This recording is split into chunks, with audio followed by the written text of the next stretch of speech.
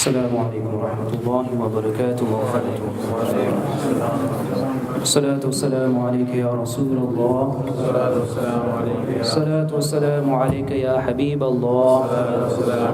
الصلاة والسلام عليك يا نبي الله وعلى آلك وأصحابك يا نور الله صلى الله تعالى عليه وسلم. جزا الله عنا سيدنا ومولانا محمدا صلى الله تعالى عليه وسلم ما هو أهله. Inshallah, very quickly we'll go through the important rulings of fasting. Inshallah, this week we're going to cover the Fiqh of Sawm, and inshallah next Saturday after Salat al-Dhuhr, same time, inshallah we're going to cover the Fiqh of Zakat, inshallah. At the end, if you do have any questions, inshallah, you can pose a question, inshallah. If you do know the answers, we'll try to answer them. If not, then inshallah later on. Just to begin with one beautiful hadith of the Prophet sallallahu ta'ala alaihi wasallam. The Prophet sallallahu alaihi wasallam said, fasting is a screen from hell. It's a barrier from hell. And there are two pleasures, two happinesses for a person who fasts. لِلصَّائِمِ فَرْحَتَانِ. One at the time of breaking his fast. You know, when Mufti Sahib finishes dua, you are looking at time, that moment of joy, the happiness when you got Qadri in your hand. Yes, it's a time of happiness. This happiness is from Allah subhanahu wa ta'ala. And other at the time when he will meet Allah subhanahu wa ta'ala. The happiness in this world is when you break the fast. And other happiness is when you enter Jannah and you're going to meet Allah subhanahu wa ta'ala. And the smell of the mouth of a fasting person is better in Allah's sight than a smell of musk. More fragrant in the sight of Allah than musk. Yes. Now just one point, inshallah. It is recorded in Nuzhatul Qari that the Prophet ﷺ mentioned two types of fast. One is the time of breaking his fast, and when he meets Allah subhanahu wa ta'ala. Here the ulama, they have stated that the Prophet ﷺ is mentioning two types of fasts. One is a physical fast. You abstain from food, you abstain from drink, and then when you break your fast, you feel happy. And there's a spiritual fast, abstaining from haram. Okay, abstaining from looking at haram, listening to haram, talking haram, going towards haram. And this is a long fast. And when will you break this fast? When you enter Jannah and you meet Allah subhanahu wa ta'ala. Okay, inshallah. Now, the obligation of fasting, fard of fasting. The rule of fasting is similar to namaz. Okay, like namaz is fard upon everyone, same is Sawm, Rosa, it is fard upon everyone. Fard ayn. Everyone, it is fard upon everyone to fast in the month of Ramadan. Those who reject to believe it as fard, Rosa is not fard, it's not an obligation, then he will come out of the folds of Islam. Okay, he become a kafir. He has rejected the fardiyya aspect of Sawm. Those who will miss it without a genuine reason, and we'll come to genuine reason inshallah later on, will become liable of the punishment in the hereafter. You'll be punished if you don't keep a fast when Sawm is fard upon you. As regards to children, then if the children have the strength, then they should be encouraged to keep a fast. Okay, unfortunately it's a very long day and long hours, so it's going to be difficult for very young children, but you can tell them, keep for 6 hours, 7 hours, 8 hours, a training process. Yes, so that way you're encouraging them to keep a fast. And fasting for the whole month of Ramadan is an obligatory. Okay, it's fard.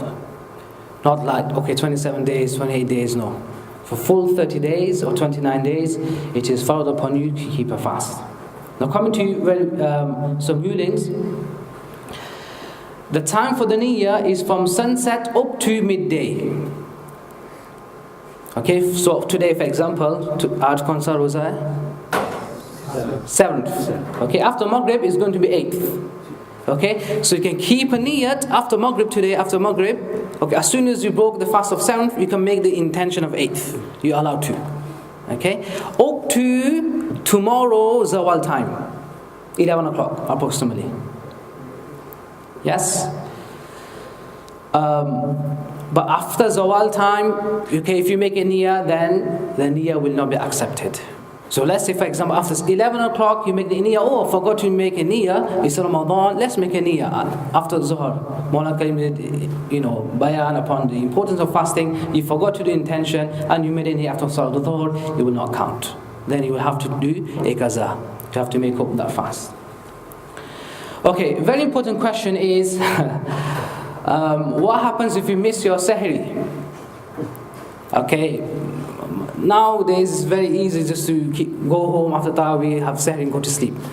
But let's say for genuine reason, okay, you went to sleep thinking, okay, I've got half an hour, I'll sleep, but you missed sahri. Okay, not even sahri, you woke up late, you woke up 7 o'clock in the morning. Okay, the question is, what would you do? So the answer is, you're just going to make the niyyah. So long as you've not eaten anything prior to that. Okay, after Sahri end, okay, you're allowed to make niyyah anytime till Zawal beginning. But the condition is you're not allowed to eat anything. If you ate anything, that means you're not allowed to keep fast of that day. Is understood? Okay, if you do have any questions, inshallah, you can ask later on. Intention is a firm intention in the heart, okay, for the sake of Allah subhanahu wa ta'ala. But it's better to say it with the tongue. Zaban se kehna ye mustab hai, sunnat. Now again, if you make the intention before Sahri, so after Maghrib till Sahri end, you make, oh Allah, I intend to keep a fast for your sake tomorrow, ghadan. Okay, because the day starts after Subh Sadiq, the actual day, daylight.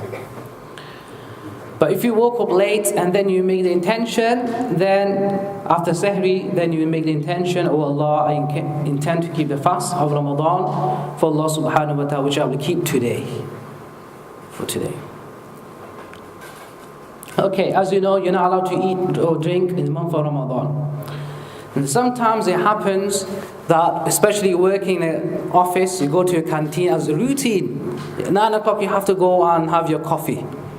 Okay, as habitual routine, you go to a canteen and you drink coffee accidentally. Okay, so what is the ruling?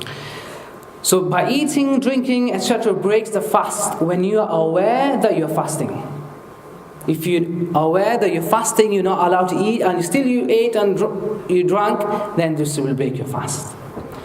But if you forget that you were fasting and then you ate whole meal, okay, mashallah, the pizza meal, then this will not break your fast. Okay, this will not break your fast. Actually, this is one narration, right? It is sadaqah from Allah subhanahu wa ta'ala. That you were made to forget and you ate. Still, okay, you're allowed to carry on with the fast. Okay, this is only when you forget. Yeah, when you generally go to some takeaway, start eating, munching, yeah.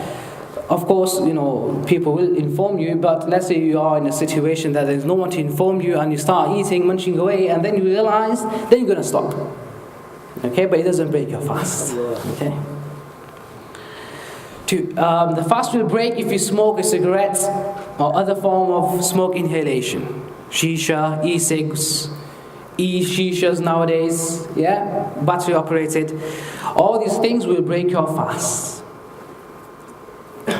If you put sugar, sweet, chewing gum, or any item in your mouth which dissolves, and then you swallow the saliva, the sweetness of it, then this will break your fast. Okay, this is very important ruling to understand. You don't need to read. Let's say after Sahri, okay, you made intention. After you ate the Sahri, the suhoor, okay, then you made an intention, but there was a bit of food left in your in the mouth, stuck in your teeth, and then you swallowed it.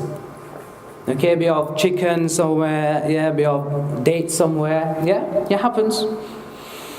So what is the ruling? The ruling is, if you swallow that food which was already left prior to Sahri, and it was less than the size of a chickpea, this is a chickpea, before and after. Okay, so that's a chickpea. So if the size of the food is less than a chickpea, I should hide it, okay? You swallowed it, then your fast will count. But if it's more than the size of a chickpea, okay, then it will break your fast. Okay, same with namaz. Let's say after Maghrib, okay, it happens. People, they do iftar in the masjid, and they don't go and gargle the mouth properly. Okay? Now, if there's a bit of date, khajur in your mouth, okay, stuck somewhere. You swallowed it in namaz, in Salatul Maghrib, for example. Now, if the size of that food was the size of chickpea or more, then your namaz becomes invalid. Okay, but if it's less than the size of a chickpea, then you can carry on with your namaz, it will be fine. It's permissible to carry on. Okay, another ruling, for example, you're brushing teeth now, at the time of fasting, you're not allowed to use this karaha, using toothpaste. You're allowed to use toothbrush, but it's going to be very harmful for your teeth. So the sunnah way is to use siwak. It is sunnah and you'll be rewarded. Okay, to use siwak. But some, our gums are somewhat weak because of drinking hot tea or hot drinks, okay? Our gums become weak. So every time we brush, we tend to bleed. Now the thing is, you brush your teeth, for example, you naturally bled. Now if the blood is equal to or greater than your saliva and you swallowed it, then you break your fast. But if it's less than the saliva, then it will not break your fast. So the question is, how would you know whether your blood is greater than the saliva or less than saliva? Number one is, you can taste it. You can taste blood. Okay, that means there's a lot of blood in your mouth. Or the other way is, looking at this, when you spit into the sink, you can see the types of, sorry, it's not very clear, it's yellowish here. Yellow, orangey, red. Okay, so when you spit into the sink, for example, you look at the color. If the color is very pale, that means saliva, there's more saliva than blood. So fast will not break. But if it's orange or red, okay, and you swallowed it, your fast will break. Is that understood? Say subhanallah if you did not understand. MashaAllah. Say subhanallah if you understood. So you're all awake, MashaAllah. Take care. If a syringe is used or medicine is put up your nostrils and goes inside, okay, for example, people put Vicks, okay, they've got fever, or that ointment, okay, they put it inside their nostrils. If it goes inside, or medicine is put inside the ears and goes into the ear canal and goes into the body, then the fast will break. So inserting medicine in any of the holes, mouth, the nostrils or the ear canals, okay, you will break your fast. However, if water is put into the ears, goes into the ear, okay, it will not break your fast. Only medicine or oil, olive oil is good for your wax. Now, if you clean your mouth, let's say you go to wudu khana and you're gargling. Now, you shouldn't gargle. You shouldn't do that, because there's a possibility that water will go down your throat. But let's say, okay, you know you're fasting, okay, but you want to be safe, okay, you started to gargle, but accidentally, okay, mistakenly water went inside. Then your fast will break. Your fast will break because you are aware that you're fasting, okay, and then you gargle and then water went inside, then your fast will break. Yes, on the other hand, if you completely forgot, the same thing as food, if you completely forgot you're fasting and then you ate or drank or you gargled and the water went inside, then it will not break your fast. Okay, so you see the difference between the two. Okay, so what's the difference between mistake and forgetfulness? If you do something mistakenly, it means you knew you were fasting, but accidentally water went inside.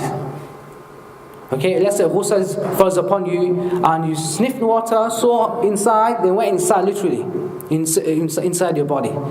You knew you're fasting, But just because you want you to clean the nose thoroughly, okay, you sniff the water inside, wet inside your body, this will break your fast. Because you are aware of your state. On the other hand, if you've completely forgot that you're fasting, then whatever you do, it will not break your fast. Okay, so the examples is when you gargle the mouth and when you clean your the nose. Okay, if you drank water or you ate something whilst you were sleeping, eating and drinking, or the mouth was open, okay, and rain went inside the mouth. Okay, maybe if it's winter time, snow or hailstones went inside your mouth. Okay, wow, subhanallah, you're saying something, yeah? Look at the sky. And went inside your mouth, yes, then this will break your fast. Now for women, okay, if they're sewing clothes, and this tradition is gone now, okay, but if they have that tradition, okay, if they put colored thread into their mouths, okay, and the saliva became colored, and then you swallow the saliva, this will break your fast. If tears went into your mouth and it was only a drop or two, then it will not break your fast. If it's a lot of drops, okay, literally, okay, you're crying and you're drinking at the same time, okay, then this will break your fast. Okay, same with sweat. Okay, hot weather is walking, yeah, you sweat a lot, especially if you've got mustache, yeah, tend to sweat. It might enter your mouth. Okay, if it's not, and you swallowed it, the salty taste, and you swallowed it, okay, then this will break your fast. Okay. If a mouthful of vomit is done purposely, you insert your fingers into your mouth and you vomit it. Okay? So if done purposely and if it's full mouth, it will break your fast. If it's not full mouth, it will not break your fast. Simple as that. Okay? But if it occurs ill and you vomited, regardless of the amount, it won't break your fast. It naturally came out. Okay? And the above ruling only applies when the vomit consists of food. If it's only mucus, good for, as we say, yeah, mucus, phlegm, then it will not break your fast. Because you inserted your fingers and you vomited, but the vomit will only mucus, phlegm. Okay, then it will not break your fast. If it's like, lamb chops coming out, then it will break your fast. Okay. Inshallah, a few slides, inshallah, then we will finish. Now, if you are under the impression that the break of dawn, Sahri end, okay, had not yet occurred, and therefore you start, you didn't have the watch, okay, you said, okay, I prayed my Tarawih, I went home, I think it's only 1 o'clock, still got 5-10 minutes left, okay, you started munching away, and you realize, and then it's 1:30, okay, then your fast will not count, and qaza will become necessary. Okay. Again, if you had eaten or drunk, now go to the previous ruling, as I told you, example, you completely forgot that you're fasting. Okay? You sat down to eat your food, you ate the food, and then you realized, I was fasting. Now you thought, because I ate, okay, you didn't know the masla. Okay, you didn't know the ruling. To your understanding, you thought, just because I ate the food, my fast has broken, therefore I'm allowed to eat again, so you ate an extra burger. Okay? Then that means completely your fast is broken and you'll have to keep a qaza. Okay, you'll have to keep that fast. I'm just briefly going through the rulings, inshallah. As children, I said before, if they reach the age of 10, okay, try to encourage them to keep a fast. Okay? Okay, try to make them, but if they, they're very weak, they can't. After 6 hours, it's very hot weather, okay, they won't able to complete the whole fast. They're allowed to break the fast, and they don't need to do qaza. However, with namaz at the end, as I said, as regard to namaz, if they break namaz, then tell them to repeat the prayer. Okay, because it's easier for them to repeat the prayer, namaz. And so that become a habit for them, habitual, the importance of namaz. A person who passed away, and that person who passed away had many fasts, okay, didn't keep for any reason, okay, then fidya should be given on behalf of them. It's only compulsory when a person passed away, before passing he made a will. Okay, and he has left some money behind for you to give as fidya, to compensate the fast. Okay, if you don't have money or it's not possible for you to give on behalf of the deceased, then it's not fault. Okay, but that is why you should inform your family if you have any missed fasts, so that they can give fidya on your behalf, money on your behalf. So it's about £3 per fast. Okay, so 30 times 3 is 90, approximately £90. Let's say £100 per Ramadan. Okay, now this is very important for the youth and for the sisters listening at home. If the fast of Ramadan is purposely broken, you went to college, university, your friends are not fasting, okay, might as well I'll break my fast. Okay, I'll keep it because I know. If you kept a fast and then you broke the fast, purposely, then kafara is necessary. Compensation is necessary. You have to give kafara. And what is kafara? Kafara means, number one, to keep 60 fasts continuously without a gap. 60 fasts, 2 months continuously. That's only when you break a fast without a shari'i reason. Okay? Some people say, okay, can I break my fast? No, you can't. Okay, unless you're willing to keep this per fast.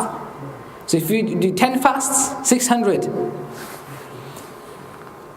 So the kafara is to keep 60 fasts continuously without a gap. And if this is also not possible, let's say you're permanently ill.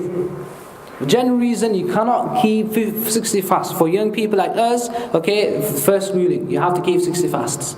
But if you cannot keep 60 fasts, then you're going to feed 60 poor people twice a day.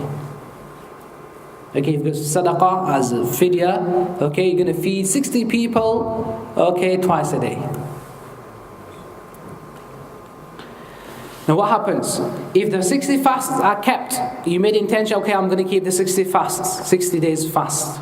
And in the middle, even if it's 1 day's fast is missed, then you have to redo everything. So let's say you kept fast for 59 days. Okay, for 59 days you kept the fast. On the 60th day you fell ill, critically ill. And you cannot, even by Sharia, you're not able to keep a fast. Okay, then you'll have to redo the 60 days. Why did you purposely break a fast, a covenant? Okay, it's a promise to Allah, I'm going to, for the sake of Allah, I'm going to keep a fast tomorrow. But you broke the promise. This is a compensation. Okay. Okay, things that do not break the fast. If you eat, drink forgetfully, then the fast will not break. If a fly, okay, I don't know how this will happen. Probably if you're fasting, you might do. If a fly, smoke or dust goes down the throat, then the fast does not break the fast. Okay? However, if you purposely inhale smoke, loban, agarbatti, people purposely, even in Ramadan, they inhale it. Okay? You shouldn't do that. You shouldn't do that. Okay, loban, for example. That's why you shouldn't ignite loban or agarbatti, as we say, okay, in your houses in Ramadan. Okay? Keep it smoke free. So you will break your fast if you know you're fasting. If you apply oil or lotion or surma into your eyes, okay, then the fast will not break. So you're allowed to put surma into your eyes, even if you know that surma will enter the eyes and come out and go into your throat or into your mouth. Okay, sometime in the morning, if you put surma before you sleep, when you wake up, when you cough, okay, and when you spit into the sink, you must see the blackness of the surma, okay, because it enters into your mouth, into your eyes, into your body. But surma, applying oil, lotion, medicine on your body will not break your fast. Okay. Only when you enter it into the ear canals or into your nostril, then it will break your fast. Okay. MashaAllah, I know it's time for sleep. Inshallah, we're going to sleep not together, but at the same time, inshallah. Again, if your gums bled and the blood reached the throat, okay, but did not go down and spat it out, then it will not break your fast. If you were eating by mistake, as soon as you remember it, okay, should stop eating. Okay, and whatever is in your mouth, spit it out. Wash your mouth thoroughly. That was fasting. Yes. But if you swallowed it, okay, knowing that you're not allowed to eat, but there was food left into your mouth, the munch of last bite of morsel of food, okay, you ate it, then it would break your fast. If water were inside the ears, as we mentioned before, then the fast will not break. But children should not go swimming. There's a possibility water may enter through the mouth or nostrils. Okay, so you should tell the teachers to be exempted from swimming lessons. If you remain in the state where bathing is followed, for example, in a state of janaba, ghusl is first upon you, okay, it will not have an effect on your fast. Because fast means to abstain from food and drink. Okay, but to remain in a state all day, okay, is haram. Why? Because you're going to miss prayers. Okay, you're going to miss namaz.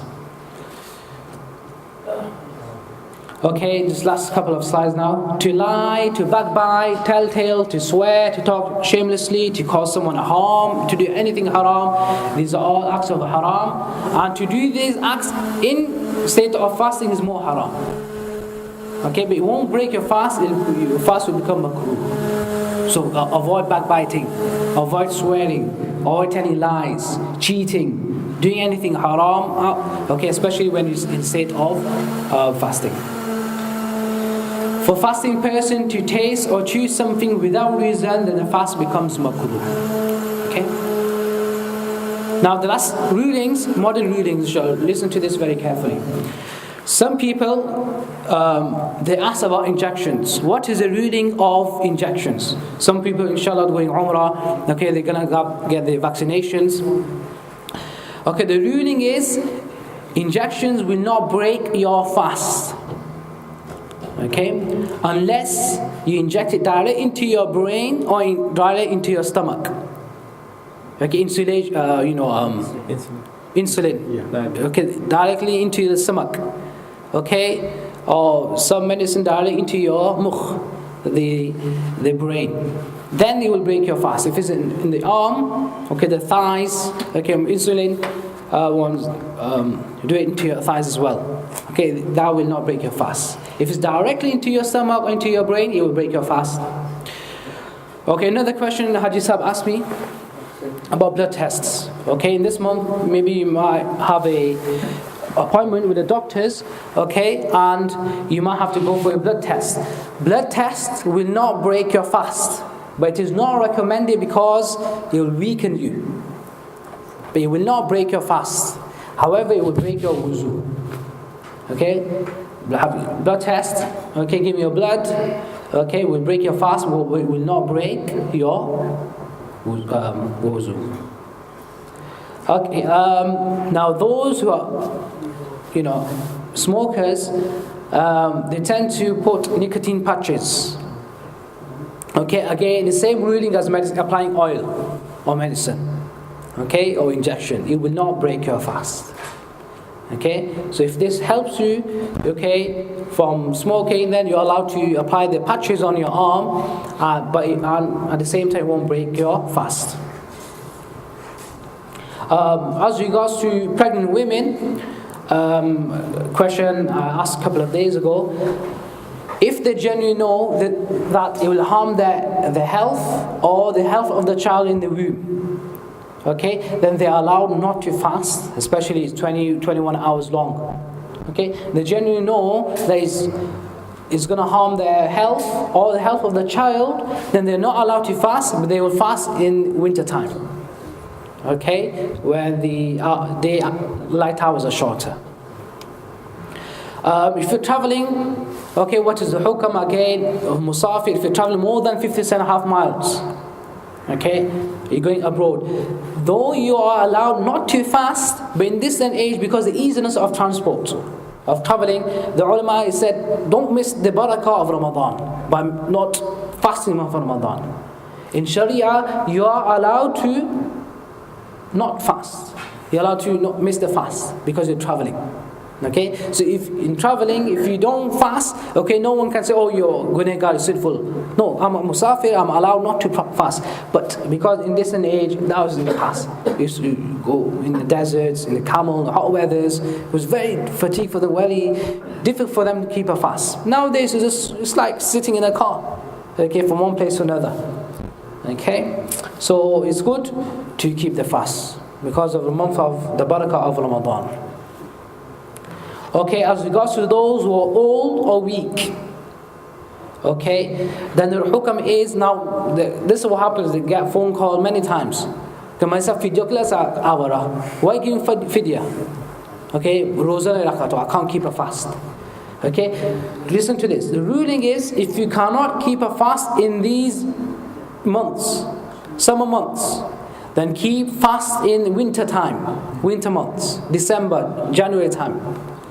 Okay, even the winter time, you generally know you cannot keep a fast, then you will give fidya, £3 per fast. Okay, you can't just say, okay, I've given fidya, that's it, I can relax now. Still, even if you cannot keep a fast, okay, let's say for general reason, okay, you cannot keep a fast, you should try and abstain from food and drink, especially eating publicly. Okay, you should avoid that. Okay, just because, okay, you're ill, okay, you can't go to people and start showing people, look, I'm eating. Don't try to tease people. Okay, no, you're not allowed to do that. You should have the respect. If you're generally ma'adhur, you cannot keep a fast, then, respect the month of Ramadan and respect those who are fasting. So we finish at that point, inshallah. If you have any questions, you can fire them away, inshallah. Any question about, yes? What did you say about saliva? Yeah, saliva. If you've got a small quantity, you have to go and spit it out, or what happens? If it's less, if blood, no blood, like normal saliva. normal saliva, you're allowed to swallow it. The liters, that's fine. Okay, but it is makruh, it is makruh to gather saliva. Some people, they keep gathering saliva, full mouth, a whole full mouth of saliva, and then they swallow it. This to quench their thirst. Okay, that is makruh. Okay, because it's not coming from outside, it's internal. Okay, so swallowing saliva, this happens. Okay, we cannot keep a dustbin and keep spitting in namaz as well. Okay, Imam said 1 second spit and then carries on with namaz. No. Okay, so because saliva naturally comes out in your body like sweat. Okay, so saliva you're allowed to swallow saliva. Asthma inhalers. Okay, asthma inhalers, okay, is again external medicine, and inserting medicine through your mouth or nostrils or ear canals will break your fast, so it will break your fast. Okay, so if you've got asthma and you cannot keep the fast, every day keep a new intention. Okay, I'm going to keep a fast. And if you think you cannot, you're able to break your fast. You're allowed to break the fast. Okay, but then you're going to keep them in winter time, if you can. Any questions? You can apply it there. Yeah, you're allowed to apply itar, you're allowed to use siwak, but try to avoid the flavored siwak, miswak. If it's natural taste, if it's in your mouth, that's fine. If it's external taste, some lemon flavored, strawberry flavored, whatever the flavor they are, mint flavored they have, okay, you should avoid that. Okay, even if you do miswak, there's a bit of miswak left into your mouth, take it out, spit it out. If you swallow it, it'll break your fast. Okay, but it's good, recommended to use miswak. Okay, especially at the time of fasting as well. Toothbrush, toothpaste, Mouthwash. Yes. Yeah, again, okay, so using toothpaste or mouthwash, okay, if you swallow it, it will break your fast. Okay, same rule as chewing something, it'll become makruh. Okay, but if there is some of toothpaste left in your mouth, or mouthwash left in your mouth, and then you swallowed it, it'll break your fast. Okay, so try to avoid that, totally. Okay, so this is very important. Do you know what Sahri and whatever the time is, 11, 1:05 or 1:10. Okay, brush your teeth 5 minutes earlier, so that you got that 5 minutes to swallow the leftover that toothpaste, whatever you have, the taste of the toothpaste. Okay, because if you do that after Sahri end, okay, and then this bit of, toothpaste or something, and then swallowed it, okay, then you will break the fast. Again, the size of a chickpea. So you gotta have that anyway. Take it, inshallah.